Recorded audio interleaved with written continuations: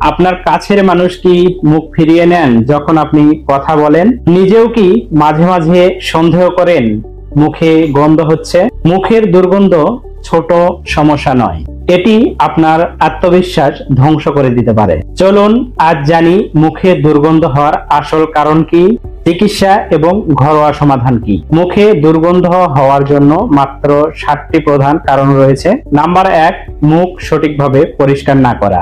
যখন আপনি নিয়মিত পরিষ্কার করবেন না, নিয়মিত ব্রাশ করবেন না, তখন কি হবে? রাতে যখন আপনি খাবার খেয়ে ঘুমাবেন, আপনার দাঁতের ফাঁকে ময়লা জমা থাকবে এবং খাবারগুলো আটকে থাকবে এবং এই খাবারগুলো পচে যেয়ে দুর্গন্ধ সৃষ্টি করবে। নাম্বার 2, জিভ পরিষ্কার না করা, অর্থাৎ আপনার জিহ্বা সঠিকভাবে পরিষ্কার না করা। আপনি যদি জিহ্বা সঠিকভাবে পরিষ্কার না করেন, সেক্ষেত্রে আপনার মুখে দুর্গন্ধ ছড়াবে। নাম্বার 3, পানি কম পান করা। শুকনো মুখে ব্যাকটেরিয়া দ্রুত বেড়ে যায় এবং সেক্ষেত্রে গন্ধ ছড়ায়। নাম্বার 4, পেটের সমস্যা। পাকস্থলীর গ্যাস অনেক সময় মুখ দিয়ে বের হয়ে আসে, সেক্ষেত্রে মুখের দুর্গন্ধ সৃষ্টি হয়। নাম্বার 5, অ্যাসিডিটি বা কোনো ধরনের ঔষধ যদি সেবন করেন, সেগুলোর পার্শ্ব প্রতিক্রিয়া হিসাবে মুখে দুর্গন্ধ সৃষ্টি করতে পারে। নাম্বার 6, ধূমপান এবং অধিক পরিমাণে অ্যালকোহল গ্রহণ। আপনি যদি অ্যালকোহল গ্রহণ করেন, ধূমপান করেন, সেক্ষেত্রে আপনার মুখটি শুকিয়ে ফেলে এবং অ্যালকোহল বা ধূমপানের একটা ব্যাড হ্যাবিট, যে ব্যাড স্মেল রয়েছে, সেগুলোর কারণেও কিন্তু দ্রুত ব্যাকটেরিয়া আপনার ফেসের মধ্যে অর্থাৎ আপনার মুখের মধ্যে গ্রো করে, সেক্ষেত্রে দুর্গন্ধ সৃষ্টি হয়। নাম্বার 7, নাক, কান, গলা বা গলায় কোনো ইনফেকশন থাকলে সেক্ষেত্রে দুর্গন্ধ সৃষ্টি হয়। যেমন টনসিলাইটিস, সাইনোসাইটিস বা দাঁতে কোনো ইনফেকশন থাকলে সেই ক্ষেত্রে ইনফেকশন রেটের কারণে গন্ধ সৃষ্টি হয়। এমন সমস্যা হলে আপনি নিজে নিজে কিভাবে বুঝবেন?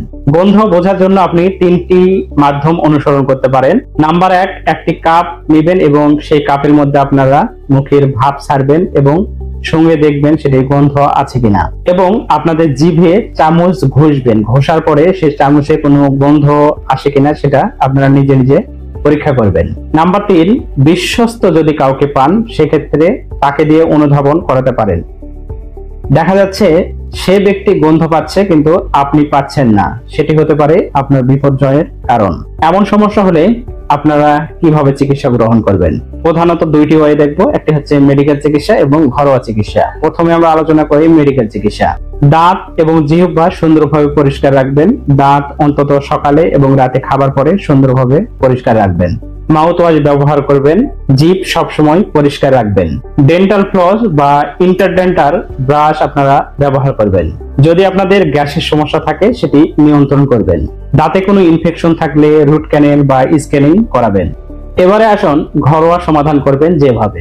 লবণ পানি দিয়ে গড়গড়া